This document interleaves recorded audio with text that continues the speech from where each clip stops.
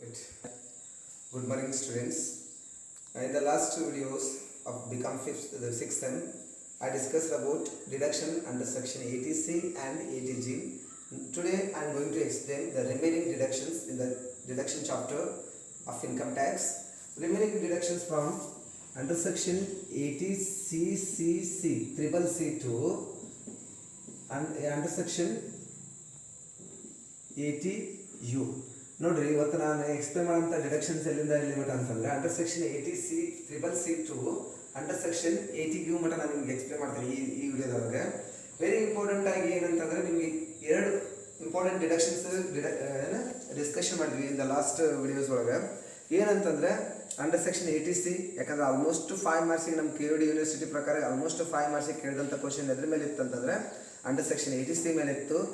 Next ಒಂದು under section 80G ಮೇಲೆ almost 15 marks ಕೇಳಿದ್ದ. Sometimes only 2 times or 1 time ಏನು ಮಾಡೋದು ಅಂತಂದ್ರೆ ಎಲ್ಲ ಡಿಡಕ್ಷನ್ಸ್ ಮಿಕ್ಸ್ ಮಾಡಿಕೊಡೋಣ. ಅಂಡರ್ ಸೆಕ್ಷನ್ 80C ಆಗಿರ್ಬೋದು, ಅಂಡರ್ ಸೆಕ್ಷನ್ 80G ಆಗಿರ್ಬೋದು, ಅಂಡರ್ ಸೆಕ್ಷನ್ ರಿಮೈನಿಂಗ್ ಡಿಡಕ್ಷನ್ಸ್ ಎಲ್ಲ ಅದಾವಲ್ಲ, ಎಲ್ಲ ಡಿಡಕ್ಷನ್ಸ್ ಮೇಲೆ ಏನು ಮಾಡೋಣ ಕ್ವಶನ್ ಕೇಳೋದ್ರಿಂದ ಎಲ್ಲ ಡಿಡಕ್ಷನ್ಸ್ ಬಗ್ಗೆ ನೀಟಾಗಿ ನಾವು ಈಗ ಸ್ಟಡಿ ಮಾಡೋಣ. ಅದಕ್ಕಿಂತ ಮುಂಚೆ ನೀಟಾಗಿ ನಿಮಗೆ ಬ್ರೀಫ್ಲಿ ಎಕ್ಸ್ಪ್ಲೇನ್ ಮಾಡ್ತೀನಿ ಎಲ್ಲ ಡಿಡಕ್ಷನ್ಸ್ ಬಗ್ಗೆ. ಓನ್ಲಿ ನಿಮ್ಮ ಎಕ್ಸಾಮಿನೇಷನ್ ಪರ್ಪಸ್ಗೋಸ್ಕರ ಎಷ್ಟು ಸಿಂಪ್ಲಿ ಎಕ್ಸ್ಪ್ಲೇನ್ ಮಾಡಬೇಕು ಅಷ್ಟು ಸಿಂಪ್ಲಿಯಾಗಿ ನಿಮ್ಗೆ ಬೋರ್ಡ್ ಮೇಲೆ ಬರ್ತಾ ಹೋಗ್ತೀನಿ. ಅಷ್ಟೇ ನೀವು ನೋಡ್ತಾ ಹೋದ್ರೆ ಸಾಕು. ಅದ್ರ ಮೇಲೆ ಮತ್ತೇನಿದು ಟೆಲಿಕೇಶನ್ ಅಂತದ್ದು ಏನಿಲ್ಲ. ಫಸ್ಟ್ ನಾನು ಸ್ಟಾರ್ಟ್ ಮಾಡೋಂಥ ಡಿಡಕ್ಷನ್ ಯಾವ್ದಂತಂದ್ರೆ ಅಂಡರ್ ಸೆಕ್ಷನ್ 80CCC ಅಂದ್ರೆ ಟ್ರಿಬಲ್ C. ಇದೇನೈತೆ ಅಂತಂದ್ರೆ ಕಾಂಟ್ರಿಬ್ಯೂಷನ್ ಟು ಅಂದ್ರೆ deduction in respect of contribution to certain pension fund.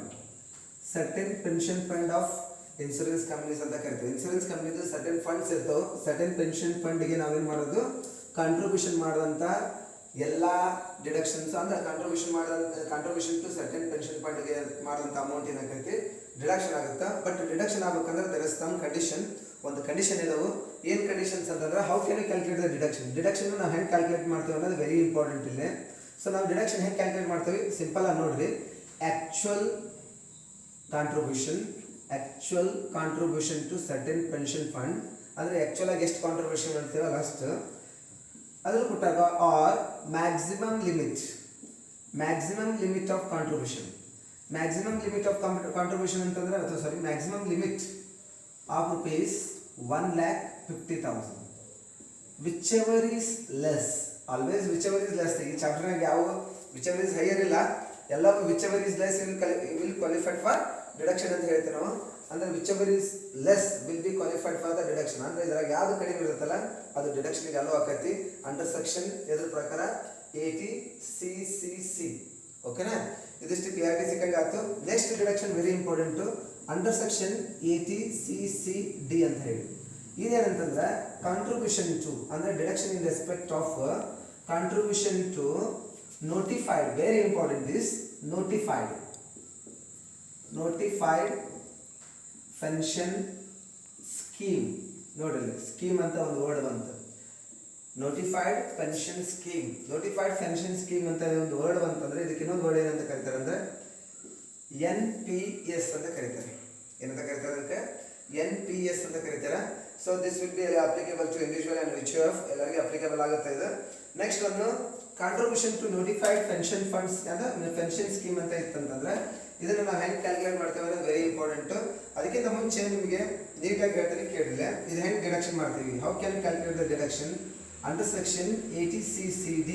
ಈ ಡಿಡಕ್ಷನ್ ಪ್ರಕಾರ ನಾವು ಡಿಡಕ್ಷನ್ ಹೆಂಗೆ ಕ್ಯಾಲ್ಕುಲೇಷನ್ ಮಾಡ್ತೇವೆ ಅಂತಂದ್ರೆ ಆ್ಯಕ್ಚುಯಲ್ ಕಾಂಟ್ರಿಬ್ಯೂಷನ್ ಏನದು ಆ್ಯಕ್ಚುಯಲ್ ಕಾಂಟ್ರಿಬ್ಯೂಷನ್ ಅದ್ರ ಜೊತೆಗೆ ಕಂಪ್ಯಾರಿಸನ್ ತೊಗೊತೀವಿ. ಏನು ತೊಗೊತೀವಿ ಅಂದರೆ 10% ಸ್ಯಾಲ್ರಿ. 10% ಸ್ಯಾಲ್ರಿ ಅಂದ್ರೆ ನಾವು ಸ್ಯಾಲ್ರಿ ಚಾಪ್ಟರ್ ಒಳಗೆ ಓದ್ತಿದ್ವಿ ಯಾವಾಗಲೇ. ಪೆನ್ಷನ್ ಅವನ್ನೆಲ್ಲ ಕ್ಯಾಲ್ಕುಲೇಟ್ ಮಾಡ್ಬೇಕಂದಾಗ ನಾವು ಸ್ಯಾಲ್ರಿ ಬಗ್ಗೆ ನಾವು ಕ್ಯಾಲ್ಕುಲೇಟ್ ಮಾಡ್ತಿದ್ವಿ. ಏನಂತ ಕ್ಯಾಲ್ಕುಲೇಟ್ ಮಾಡ್ತಿದ್ವಿ ಅಂದ್ರೆ ಸ್ಯಾಲ್ರಿ ಹೆಂಗೆ ಮಾಡ್ತೇವೆ ಅಂತಂದ್ರೆ ಬೇಸಿಕ್ ಪ್ಲಸ್ DA. ಆ DA ಎದಕ್ಕೆ ಇರ್ಬೇಕಾಯ್ತು ಹೇಳಿ ನೋಡೋಣ, RB ಅಂತ ಕರಿತಿದ್ವಿ ನಾವು. ನೆನಪಿರ್ಬೋದು ನಿಮಗೆ ಏನಂತ ಕರಿತಿದ್ವಿ ನಾವು, RB ಅಂದ್ರೆ ಏನು ರಿಟೈರ್ಮೆಂಟ್ ಬೆನಿಫಿಟ್. ಆ 10% ಆಫ್ ಸ್ಯಾಲ್ರಿ ಆಫ್ ಎಂಪ್ಲಾಯಿ ಅಂತ ಕರಿತೀವಿ. ಎಂಪ್ಲಾಯಿದು 10% ಆಫ್ ಸ್ಯಾಲರಿ ತಗೋಬೇಕು. ಆ್ಯಂಡ್ ನೆಕ್ಸ್ಟ್ ಒಂದು ಆ್ಯಕ್ಚುಯಲ್ ಕಾಂಟ್ರಿಬ್ಯೂಷನ್ ತಗೋಬೇಕು. ಆ ಸ್ಯಾಲರಿ ಹೆಂಗೆ ಕ್ಯಾಲ್ಕುಲೇಟ್ ಮಾಡ್ತೇವೆ ಅಂತ ಅದ್ರಾಗ ಏನೇನು ತಗೊಂತ ಹೇಳ್ರಿ, ಬೇಸಿಕ್ ಪ್ಲಸ್ ಡಿ ಎ ಅದು ಎದಕ್ಕೆ ಇರಬೇಕು, ರಿಟೈರ್ಮೆಂಟ್ ಬೆನಿಫಿಟ್ ಇರಬೇಕು ಅಂದ್ರೆ ಮಾತ್ರ ತಗೋತೀವಿ. ಇಲ್ಲ ರಿಟೈರ್ಮೆಂಟ್ ಬೆನಿಫಿಟ್ ಇಲ್ಲ ಅಂದ್ರೆ ತಗೊಳಂಗಿಲ್ಲ. ಆ್ಯಕ್ಚುಲಿ ನೀವು ಇದ್ರ ಬಗ್ಗೆ ಎಲ್ಲಿ ಓದಿದ್ದೀರಿ ಅಂದ್ರೆ ಬಿಕಾಮ್ ಪಿಪ್ಸನ್ ಒಳಗೆ ಓದಿದ್ವಿ ನಾವು ಕೆ ಡಿ ಸಿಲೆಬಸ್ ಪ್ರಕಾರ. ಅದ್ರ ಹೆಂಗೆ ತೊಗೊಳ್ತಿದ್ವಿ ಹಂಗೆ ತಗೋಬೇಕು. ಯಾಕಂದ್ರೆ in the calculations of gratuity, in the calculations of HRA ಅದರೊಳಗೆಲ್ಲ ಸಡನ್ ನಾವು ಇದೇ ಟೈಪ್ ಆಫ್ ಕ್ಯಾಲ್ಕುಲೇಟ್ ಮಾಡ್ತಿದ್ವಿ. ಸೊ ನೆಕ್ಸ್ಟ್ ಒಂದು ಇದ್ರೊಳಗೆ ನಾವೇನು ತಗೊಂತೀವಿ ಹೇಳ್ರಿ, ಎರಡು ಕಂಪಾರಿಸನ್ ಮಾಡಿದಾಗ whichever is less is be qualified for the deduction ಅಂತ ಹೇಳ್ತೀವಿ. ಯಾವ್ದು ಕಡಿಮೆ ಇರುತ್ತೆ ಅದನ್ನ ಡಿಡಕ್ಷನ್ ತಗೊಂತೀವಿ. ಅದ್ರ ಪ್ರಕಾರ ಅಂಡರ್ ಸೆಕ್ಷನ್ 80CCD ಕ್ಲಿಯರ್ ಆಗ್ತಾ ಎಲ್ಲರಿಗಿದೆ. ಸೊ ಇದಾದ್ಮೇಲೆ ನೆಕ್ಸ್ಟ್ ಒಂದು ಬರೋದು ವೆರಿ ಇಂಪಾರ್ಟೆಂಟ್, ನಿಮಗೆ ಇದ್ರ ಬಗ್ಗೆ ಎಕ್ಸ್ಪ್ಲೇನ್ ಮಾಡ್ತೀನಿ ಕೇಳ್ರಿ. Under section 80D very important this. Under section 80D ಎದಕ್ಕೆ ಸಂಬಂಧಪಟ್ಟಿದೆ, almost questions will appear on this. Almost questions ಇದ್ರ ಮೇಲೆ ಬರೋದ್ರಿಂದ ಸ್ವಲ್ಪ ನೋಡ್ರಿ ಏನಂತಂದ್ರೆ deduction in respect of payment to payment to medical health insurance ಅಥವಾ ಮೆಡಿಕಲ್ ಇನ್ಶೂರೆನ್ಸ್ ಪ್ರೀಮಿಯಂ ಅಂತ ಕರಿತೀವಿ ನಾವು. ಆಕ್ಚುಲಿ ಇದಕ್ಕೆ medical insurance premium. Medical insurance premium ಅಂತಂದ್ರೆ ಪ್ರೀಮಿಯಂ ಪೇ ಮಾಡ್ತಾರ, ಅದು ಹೆಲ್ತ್ ಮೇಲೆ ಹೆಲ್ತ್ ಚೆಕಪ್ ಬರುತ್ತೆ. ಇದರೊಳಗೆ ನೋಡಿ ನೆನಪಿಟ್ಕೊಂಡ್ರೆ ಹೆಲ್ತ್ ಚೆಕಪ್ ಬರುತ್ತೆ. ನೆಕ್ಸ್ಟ್ ಒಂದು ಪ್ರಿವೆಂಟಿವ್ ಹೆಲ್ತ್ ಚೆಕಪ್ ಅಂತ ಕರಿತೀವಿ ಅದು ಬರುತ್ತೆ. ನೆಕ್ಸ್ಟ್ ಒಂದು payment to medical insurance premium ಬರುತ್ತೆ. ಇದೇನಾಗುತ್ತೆ ಅಂತಂದ್ರೆ ಹೆಂಗೆ ಕ್ಯಾಲ್ಕುಲೇಟ್ ಮಾಡ್ತೀವಿ ಅಂದ್ರೆ ವೆರಿ ಇಂಪಾರ್ಟೆಂಟ್ ಆಗಿ ನಾವು ಇದನ್ನ ನೋಡ್ತಾ ಹೋಗೋಣ. ಓಕೆ, ಅಂಡರ್ ಸೆಕ್ಷನ್ 80D ಪ್ರಕಾರ ನಾವು ಡಿಡಕ್ಷನ್ ನಾವು ಹೆಂಗೆ ಕ್ಯಾಲ್ಕುಲೇಟ್ ಮಾಡ್ತೇವೆ ಅಂತಂದ್ರೆ ಸಿಂಪಲ್ ಆಗಿ ನೋಡ್ರಿ. ಡಿಡಕ್ಷನ್ ನಾವು ಹೆಂಗೆ ಕ್ಯಾಲ್ಕುಲೇಷನ್ ಮಾಡ್ತೇವೆ ಅನ್ನೋದು ಒಂದು ಸಿಂಪಲ್ ಆಗಿ ಎಲ್ಲರಿಗೂ ನೀವು ಏನು ನೆನಪಿಡ್ಬೇಕಂತಂದ್ರೆ ನಾವು ಪ್ರತಿಯೊಂದು ಸೆಕ್ಷನ್ ಒಳಗೂ ಡಿಡಕ್ಷನ್ ನಾವು ಹೆಂಗೆ ಕ್ಯಾಲ್ಕುಲೇಷನ್ ಮಾಡ್ತೇವೆ ಅನ್ನೋದು very important. Under section 80D ಪ್ರಕಾರ ನಾವು ಡಿಡಕ್ಷನ್ ಹೆಂಗೆ ಕ್ಯಾಲ್ಕುಲೇಟ್ ಮಾಡ್ತೇವೆ ಅಂತಂದ್ರೆ ಸಿಂಪಲ್ ಆಗಿ ಕೇಳ್ರಿ. ಆಕ್ಚುಯಲ್ ಅಮೌಂಟ್ ಆಫ್ ಪ್ರೀಮಿಯಂ ಅಂದ್ರೆ ಅಮೌಂಟ್ ಆಫ್ ಪ್ರೀಮಿಯಂ ಅವ್ರು ಎಷ್ಟು ಮಾಡಿರ್ತಾರಲ್ಲ ಪೇಮೆಂಟ್ ಅಷ್ಟು amount actual amount of premium or ಇದ್ರ ಜೊತೆ ಕಂಪ್ಯಾರಿಸನ್ ಯಾವಾಗಲೂ ತಗೋಬೇಕಂತ ಹೇಳಿ ಮ್ಯಾಕ್ಸಿಮಮ್ ಲಿಮಿಟ್ ಎಷ್ಟೈತೆ ಅಂತಂದ್ರೆ ₹25,000 ಐತಿ. ಮ್ಯಾಕ್ಸಿಮಮ್ ಲಿಮಿಟ್ ಆಫ್ ರುಪೀಸ್ ಎಷ್ಟೈತಿ 20,000 ಐತಿ. ಇದು ಸಾರಿ 25,000 ಐತಿ.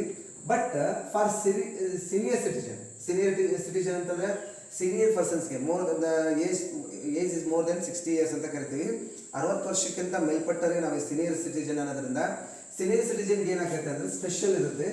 ಏನಂತಂದ್ರೆ ಇಲ್ಲಿ ಬರ್ತೀನಿ ನೋಡ್ರಿ, ಸೀನಿಯರ್ ಸಿಟಿಜನ್ ಎಷ್ಟು ರೂಪಾಯಿ ಅಂತಂದ್ರೆ 50,000. ಒಂದ್ ವೇಳೆ ಅವರು ನಾರ್ಮಲ್ ಆಗಿ ಬಿಲೋ 60 ಏಜ್ ಇತ್ತಂತಂದ್ರೆ should take 25,000.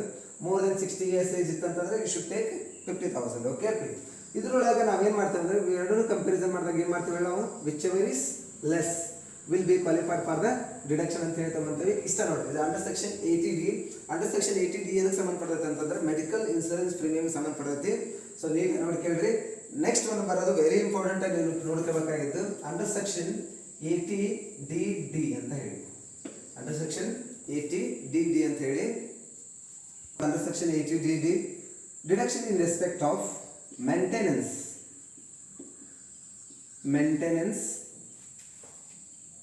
Okay maintenance and medical treatment of dependent. Very important. ನೋಡ್ರಲ್ಲೇ maintenance and medical treatment of dependent ಅಂದರೆ ನಿಮ್ಗೆ ಗೊತ್ತೈತಿ, ಎನಿ ರಿಲೇಟಿವ್ ಅಂತ ಕರಿತೀವಿ ಅಥವಾ ಬ್ರದರ್ಸ್ ಇಂಥವು ಯಾರು ಇರ್ಬೋದು, ಎನಿ ರಿಲೇಟಿವ್ಸ್ ಯಾರು ಇರ್ಬೋದು. ಆದ್ರೆ ಅವ ಏನಾಗಿರ್ಬೇಕಂದ್ರೆ ಈಸ್ ಡಿಪೆಂಡಿಂಗ್ ಆನ್ ಅಸಸ್ಸಿ ಅಂತ ಕರಿತೀವಿ. ಅಸಸ್ಸಿ ಮೇಲೆ ಅವ ಏನಾಗಿರ್ಬೇಕು, ಡಿಫೆಂಡ್ ಆಗಿರ್ಬೇಕು. ಯಾರು? A person. Okay, dependent who is a person with disability ಅಂತ ಕರಿತೇವೆ ನಾವು. With disability under section 80DD. Very important, ನೀಟಾಗಿ ಎಕ್ಸ್ಪ್ಲೇನ್ ಮಾಡ್ತೀನಿ ಕೇಳಿ. ಅಂಡರ್ ಸೆಕ್ಷನ್ 80D ಎಲ್ಲಿ ಸಂಬಂಧಪಟ್ಟು? ಮೆಡಿಕಲ್ ಇನ್ಶೂರೆನ್ಸ್ ಪ್ರೀಮಿಯಂ ಸಂಬಂಧಪಟ್ಟು. ಅಷ್ಟೇ ನೆನಪಿಡು ಸಾಕು. ಮೆಡಿಕಲ್ ಇನ್ಶೂರೆನ್ಸ್ ಪ್ರೀಮಿಯಂ ಅಂತಂದ್ರೆ ಅಂಡರ್ ಸೆಕ್ಷನ್ 80D. ಅದ್ರಾಗ maximum 25,000, minimum for senior citizen 50,000. ಅದನ್ನ ಆಕ್ಚುಲ್ ಕೊಟ್ಟಾಗ ಕಂಪ್ಯಾರಿಸನ್ ಮಾಡ್ತೀವಿ. ಇದಕ್ಕೆ ಬರಲಿ. ಅಂಡರ್ ಸೆಕ್ಷನ್ 80D ಬಂದ್ರೆ deduction in respect of maintenance and medical treatment of dependent ಅಂದರೆ ಯಾರು ಇರ್ಬೋದು ಅವ್ನ ಮೇಲೆ ಡಿಪೆಂಡ್ ಇರಬೇಕು. ಆಮೇಲೆ ಅಸಸ್ ಮೇಲೆ ಹೂ is a person with a disability. Very important. ನೋಡಿದ್ರೆ ಡಿಪೆಂಡೆಂಟ್ ಏನಾಗಿರ್ಬೇಕು, ನಾವು ಹೆಂಗೆ ಕ್ಯಾಲ್ಕುಲೇಷನ್ ಮಾಡ್ಬೇಕಂತಂದ್ರೆ ಡಿಡಕ್ಷನ್ ನಾವು ಇದ್ರಾಗ ಕ್ಯಾಲ್ಕುಲೇಟ್ ಮಾಡಂದ್ರೆ ಏನು ಕ್ಯಾಲ್ಕುಲೇಟ್ ಮಾಡಲ್ಲ ಅಂತಂದ್ರೆ ಅವರು ಎಷ್ಟರ ಖರ್ಚು ಮಾಡಲಿ ಅದು ಸಂಬಂಧ ಇಲ್ಲ. ಆದ್ರೆ ಇಲ್ಲೇ ಫಿಕ್ಸ್ಡ್ ಅಮೌಂಟ್ ಆಫ್ ಡಿಡಕ್ಷನ್, ಅದು ಫಿಕ್ಸ್ಡ್ ಅಮೌಂಟ್ ಆಫ್ ಡಿಡಕ್ಷನ್ ಅಂತಂದ್ರೆ ಎಷ್ಟರ ಖರ್ಚು ಮಾಡಿಲ್ಲ ಅವ ಏನಂತಂದ್ರೆ ಇದಕ್ಕೆ ಫಿಕ್ಸ್ಡ್ ಅಮೌಂಟ್ ಆಫ್ ಡಿಡಕ್ಷನ್ ಇರುತ್ತೆ. ಅವ್ರು ಎಷ್ಟರ ಖರ್ಚು ಮಾಡಲಿ ಅಂದ್ರೆ irrespective of amount actual expenditure ಅಂತ ಹೇಳ್ತಾರೆ, irrespective of actual expenditure incurred ಅಂತ ಹೇಳ್ತೀವಿ. ಅಂದ್ರೆ ಎಕ್ಸ್ಪೆಂಡಿಚರ್ ಅವ ಎಷ್ಟ ಮಾಡಲಿ ಬಟ್ ನಾವು ಫಿಕ್ಸ್ಡ್ ಅಮೌಂಟ್ ಆಫ್ ಡಿಡಕ್ಷನ್ ಕೊಡ್ತೀವಿ.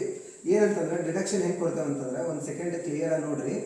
ಇಫ್ ಡಿಸೆಬಿಲಿಟಿ ಅಂದ್ರೆ ಅವನು ಡಿಸೆಬಿಲಿಟಿ ಅಂದ್ರೆ ಏನು?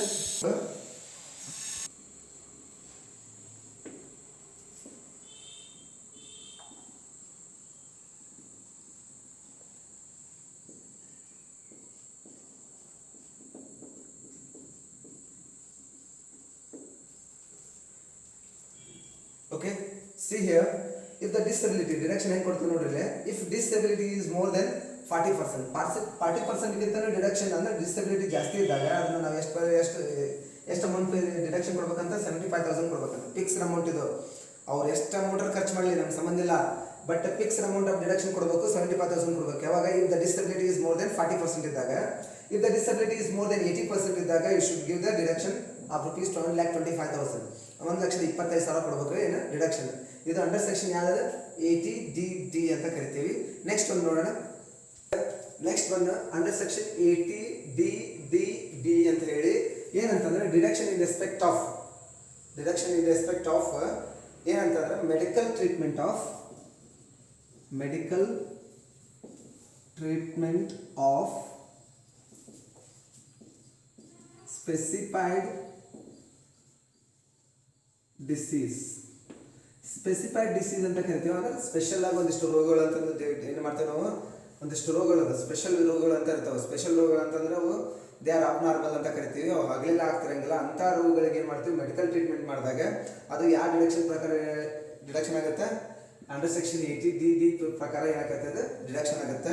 ಅದನ್ನು ನಾವು ಹೆಂಗೆ ಕ್ಯಾಲ್ಕುಲೇಷನ್ ಮಾಡ್ತೇವೆ ಅನ್ನೋದಕ್ಕಿಂತ ಮುಂಚೆ ನಿಮಗೆ ನೀಟಾಗಿ ಹೇಳ್ತೀನಿ ನೋಡ್ರಿ. ಅದು ಹೆಂಗೆ ಕ್ಯಾಲ್ಕುಲೇಷನ್ ಮಾಡ್ತೇವೆ ಅಂತಂದ್ರೆ how can calculate the deduction ನಾವು ಹೆಂಗೆ ಕ್ಯಾಲ್ಕುಲೇಟ್ ಮಾಡ್ತೇವೆ ಅಂತಂದ್ರೆ ಸಿಂಪಲ್ ಆಗಿ actual amount of medical treatment ಅಥವಾ actual amount of expenditure, okay, or maximum limit ಐತಿ ಬಂದಿಟ್ಟು ಮ್ಯಾಕ್ಸಿಮಮ್ ಲಿಮಿಟ್ ನೋಡ್ರಿ. ಅಂಡರ್ ಸೆಕ್ಷನ್ 80Dಗೆ ನಾವು ಏನು actual amount of expenditure, actual amount of ಇನ್ನೊಂದು ಕನ್ಸಿಡರ್ ಮಾಡ್ತಿದ್ದಲ್ಲ, ಫಿಕ್ಸ್ಡ್ ಅಮೌಂಟ್ ಆಫ್ ಡಿಡಕ್ಷನ್ ಕೊಡ್ತಿದ್ವಿ. ಅದಕ್ಕೆ ಅಂಡರ್ ಸೆಕ್ಷನ್ 80Dಗೆ.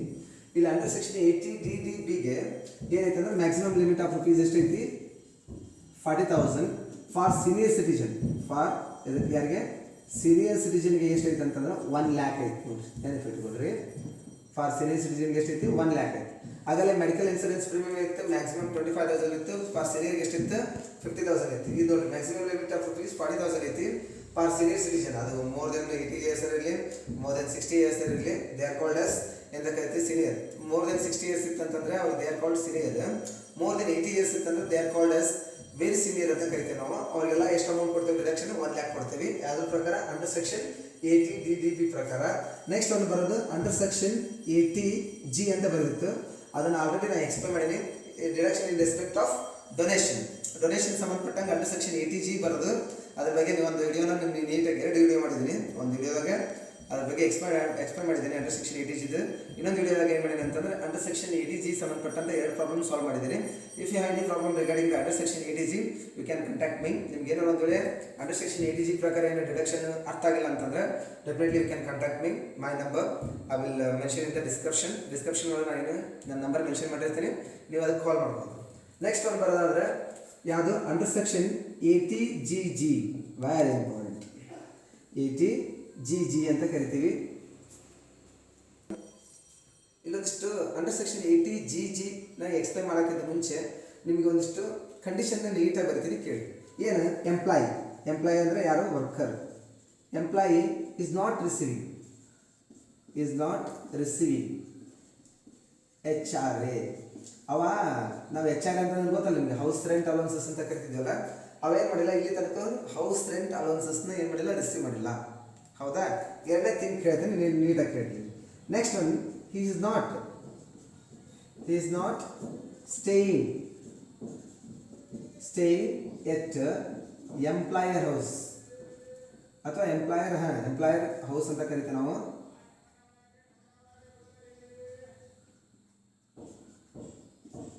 ಎಂಪ್ಲಾಯರ್ ಹೌಸ್ ಅಂದರೆ ಎಂಪ್ಲಾಯರ್ ಪ್ರೊವೈಡ್ ಮಾಡಿರ್ತಾರಲ್ಲ ಅಂತ ಹೌಸ್ನಾಗ ಅವನು ಸ್ಟೇ ಮಾಡಿಲ್ಲ. ಎರಡನೇ ಥಾಟ್ ಇದು ನೋಡ್ರಿ, HR ರಿಸೀವ್ ಮಾಡಿಲ್ಲ, ಎಂಪ್ಲಾಯರ್ ಹೌಸ್ ಅಂದರೆ ಎಂಪ್ಲಾಯರ್ ಪ್ರೊವೈಡ್ ಮಾಡಿಲ್ಲ ಹೌಸ್ನ. ನೆಕ್ಸ್ಟ್ ಒಂದು ವೆರಿ ಕಂಡೀಷನ್ ವೆರಿ ಇಂಪಾರ್ಟೆಂಟ್ ಅಂದರೆ ಆ್ಯಂಡ್ ನೆಕ್ಸ್ಟ್ ಒಂದು he is not owning. Owning ಅಂದರೆ ಸ್ವಂತದ್ದು. He is not owning any house. ಇವರು ಸ್ವಂತದ್ದು ಅಂತ ಯಾವ ಹೌಸು ಇಲ್ಲ. ನೋಡ್ರಿ ಕಂಡೀಷನ್ಸ್ ಹೆಂಗದಾವೆ. And he is staying at rented house. ಮತ್ತು ಅವ ಎದ್ರಾಗದಾನ ಬಾಡಿಗೆ ಮನ್ಯಾಗ ಅದಾನ. ರೆಂಟೆಡ್ ಹೌಸ್ ಅಂತ ಕರಿತೀವಿ. ನೋಡಿ ಇವು 4 ಕಂಡೀಷನ್. HR ರಿಸೀವ್ ಮಾಡಿಲ್ಲ, ಎಂಪ್ಲಾಯರ್ ಹೌಸ್ನಾಗ ಇಲ್ಲ ಅವ. ನೆಕ್ಸ್ಟ್ ಒಂದು he is not owning any house, ಅವ ಯಾವ ಹೌಸ್ ಇಲ್ಲ ಅವನ ಕಡೆ. ನೆಕ್ಸ್ಟ್ ಒಂದು ಅವ ಇರೋದಲ್ಲೇ ಬಾಡಿಗೆ ಮನ್ಯಾಗ ಅದಾನ ಅಂದಾಗ ಮಾತ್ರ ಈ ಡಿಡಕ್ಷನ್ ಅಲೋ ಆಗುತ್ತೆ. ಅಂಡರ್ ಸೆಕ್ಷನ್ ಯಾವುದು ATGG ಅಂತ ಕರಿತೀವಿ.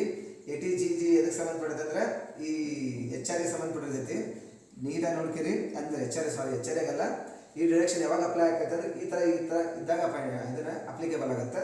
ಇದಕ್ಕೆ ನಾವೇನು ಮಾಡ್ತೇವೆ ಅಂದರೆ ಡಿಡಕ್ಷನ್ ಹೆಂಗೆ ಕಂಡುಹಿಡಿತೇವೆ ಅಂತಂದರೆ deduction is allowed from the list of the following.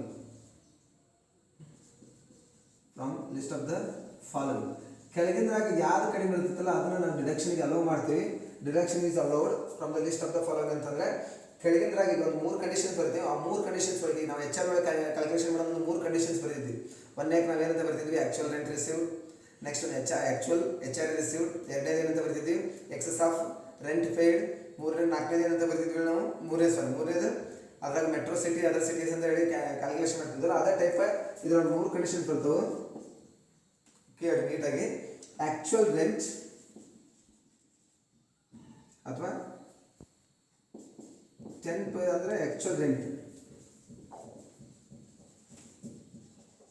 Paid in excess of 10% of salary. ಅಂದರೆ ಸ್ಯಾಲ್ರಿಗಿಂತನೂ ಆ್ಯಕ್ಚುಯಲ್ ರೆಂಟು ಮತ್ತು 10% ಆಫ್ ಸ್ಯಾಲ್ರಿನ ನಾವು ಕಂಪೇರಿಸನ್ ಮಾಡಿದಾಗ ಎಕ್ಸಸ್ ಅಮೌಂಟ್ ಎಷ್ಟಿರುತ್ತಲ್ಲ ಅದು ತೊಗೊತೀವಿ. ನೆಕ್ಸ್ಟ್ ಒಂದು ಮೂರನೇದು ಎರಡನೇದು ಬರೋದಾದ್ರೆ ಯಾವ್ದು ಬರ್ತೈತೆ ಅಂತಂದ್ರೆ 25% ಆಫ್ ಸ್ಯಾಲ್ರಿ. ನೆಕ್ಸ್ಟ್ ಒನ್ ಯಾವ್ದು ಬರ್ತೈತೆ ಅಂದರೆ ವೆರಿ ಇಂಪಾರ್ಟೆಂಟ್ ಬರೋದು ಲಾಸ್ಟ್ ಒನ್ ಏನಂತಂದರೆ 5,000 ಪರ್ ಮಂತ್ ಅಥವಾ 1 ಇಯರ್ಗೆ ಎಷ್ಟಾಗತ್ತೆ ಹೇಳಿರಿ 60,000 ಫರ್ ಎನಮ್. ಇದ್ರೊಳಗೆ ಯಾವುದು ಫಾರ್ ಎನಮ್ ಇದ್ರೊಳಗೆ ಯಾವ್ದು ಕಡಿಮೆ ಇರುತ್ತಲ್ಲ ಅದೇನಾಗೈತಿ ಡಿಡಕ್ಷನ್ಗೆ ಅಲೋಬಲ್ ಆಗುತ್ತೆ. ಸೊ ನೆಕ್ಸ್ಟ್ ಒನ್ ನೋಡೋದು ಯಾವ್ದು ಅಂಡರ್ ಸೆಕ್ಷನ್ ATGG.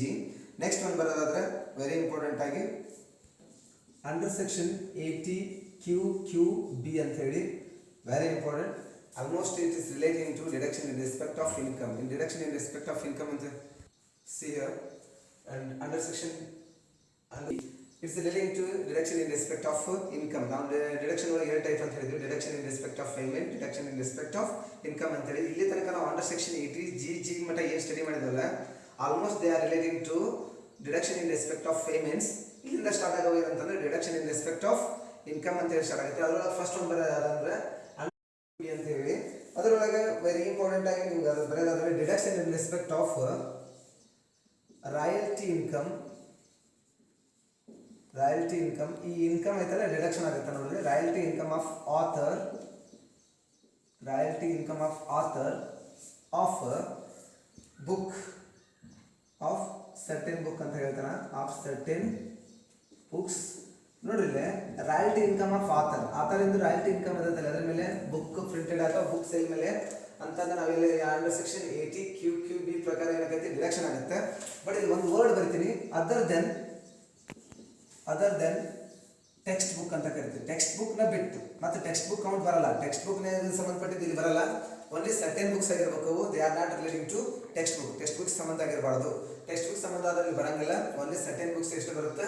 ಇದ್ರದ್ದು ಏನಾಗೈತೆ ಅಂದರೆ ಹೆಂಗೆ ನಾವು ಕ್ಯಾಲ್ಕುಲೇಷನ್ ಮಾಡ್ತೇವೆ ಅಂತಂದರೆ ಆ್ಯಕ್ಚುಯಲ್ ರಾಯಲ್ಟಿ ರಿಸೀವ್ಡ್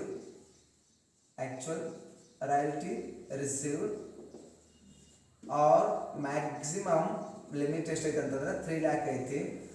ಇವನ್ನೆರಡನ್ನೂ ಕಂಪ್ಯಾರಿಸನ್ ತಗೊಂಡಾಗ which ever is less is qualified for deduction. Clear ಆತ ಅನ್ಕೊಂತೀನಿ ಎಲ್ಲರಿಗೆ. ಇದು ಸೇಮ್ ಅಂಡರ್ ಸೆಕ್ಷನ್ ATRRB ಅಂತ ಹೇಳಿ ಬರ್ತೈತಿ.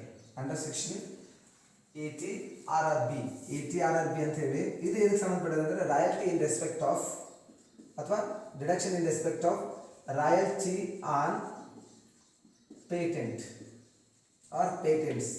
ಪೇಟೆಂಟ್ ಸಂಬಂಧಪಟ್ಟಂಗೆ ರಾಯಲ್ಟಿ ಅದ್ರ ಮೇಲೆ ಪೇಟೆಂಟ್ ಸಂಬಂಧಪಟ್ಟಂಗೆ ಇದನ್ನ ಹೆಂಗೆ ಕ್ಯಾಲ್ಕುಲೇಷನ್ ಮಾಡ್ತೇವೆ ಅಂತಂದ್ರೆ actual royalty received, actual royalty received or maximum 3 lakh, maximum 3 lakh. Next one ಬರೋದು ಅಂಡರ್ ಸೆಕ್ಷನ್, ಇವೆಲ್ಲ ವೆರಿ ಇಂಪಾರ್ಟೆಂಟ್ ಆಗಿ ನಿಮ್ಮ ಎಕ್ಸಾಮ್ಗೆ ಬರೋಂಥವು. ಅಂಡರ್ ಸೆಕ್ಷನ್ ATTTA ಅಂತ ಹೇಳಿ, ಅಂಡರ್ ಸೆಕ್ಷನ್ ATTTA ಅಂತ ಹೇಳಿ. ಓಕೆ, ಕ್ಲಿಯರ್ ಆಯ್ತಲ್ಲ, ಪಾಸ್ ಮಾಡಿದ್ದಿಲ್ಲ. Section ATTTA is relating to interest and deposit in SB account. ಎದಕ್ಕೆ ಸಂಬಂಧಪಟ್ಟಿದೆ?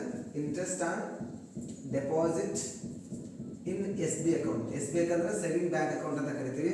ಅದು ಎಲ್ಲೆಲ್ಲ ಇರ್ಬೋದು, ಕೋಆಪರೇಟಿವ್ ಸೊಸೈಟಿ ಒಳಗೆ ಇರ್ಬೋದು, ಬ್ಯಾಂಕಿಂಗ್ ಕಂಪ್ನೀಸ್ ಒಳಗಿರ್ಬೋದು. ಬ್ಯಾಂಕಿಂಗ್ ಕಂಪ್ನೀಸ್ ಅಂದರೆ ಯಾವ ಬ್ಯಾಂಕ್, ನ್ಯಾಷನಲ್ ಬ್ಯಾಂಕ್ ಇರ್ಬೋದು, ಯಾವ ಬ್ಯಾಂಕ್ ಇರ್ಬೋದು, ನೆಕ್ಸ್ಟ್ ಪೋಸ್ಟ್ ಆಫೀಸ್ನಾಗ ಇರ್ಬೋದು. ಬಟ್ ಬಂದಂಥ ಇನ್ಕಮ್ ಅದರ ಮೇಲೆ interest and deposit in SB account. SB account ಮೇಲೆ ಇದ್ದಂಥ ಡೆಪಾಸಿಟ್ ಮೇಲೆ ಬಂದಂಥ ಇಂಟ್ರೆಸ್ಟ್ ಏನಾಕೈತೆ ಅಂತಂದ್ರೆ ಡಿಡಕ್ಷನ್ ಆಕತಿ.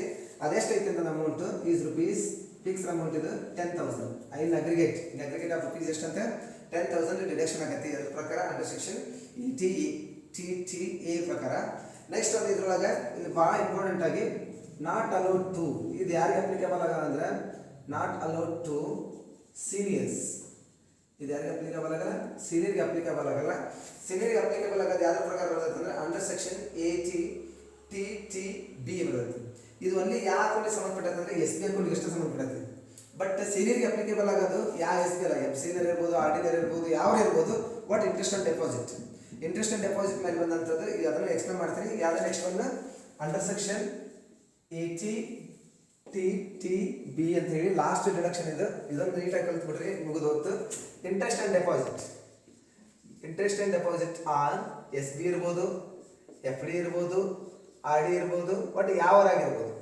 ಒಟ್ಟು ಇಲ್ಲಿ ಏನಾಗಿತ್ತು ನೋಡಿಲ್ಲ, ಅಂಡರ್ ಸೆಕ್ಷನ್ ATTTA ಒಳಗೆ ಅದು ಅಲ್ಲಿ ರಿಲೇಟಿಂಗ್ ಟು ಎದಕ್ಕೆ SB ಅಕೌಂಟ್ಗೆ ಎಷ್ಟು ಸಂಬಂಧಪಟ್ಟಿತ್ತು. ಬಟ್ ಇದೇನಾಗೈತೆ ಅಂದ್ರೆ ಎಲ್ಲರಿಗೂ ಸಂಬಂಧಪಟ್ಟೈತಿ. ಎಸ್ಪೆಷಲಿ ಇದು ಯಾರಿಗೆ ಸಂಬಂಧ ಅಂತಂದ್ರೆ ಸೀನಿಯರ್ ಸಿಟಿಜನ್ಗೆ ಇಷ್ಟೇ, ಸೀನಿಯರ್ ಸಿಟಿಜನ್ಗೆ ಅಷ್ಟೇ ಏನಾಗತ್ತಿದೆ ಅಪ್ಲಿಕೇಬಲ್ ಆಗೋದ್ರಿಂದ ಸೀನಿಯರ್ ಸಿಟಿಜನ್ಗೆ ಅಷ್ಟೇ ಅಪ್ಲಿಕೇಬಲ್ ಆಗುತ್ತೆ. ಒಂದು ವೇಳೆ ನಾರ್ಮಲ್ ಇಂಡಿವಿಜುವಲ್ಸ್ ಇದ್ದಂದ್ರೆ ಅಂಡರ್ ಸೆಕ್ಷನ್ ATTTA ಅಪ್ಲಿಕೇಬಲ್ ಆಗುತ್ತೆ.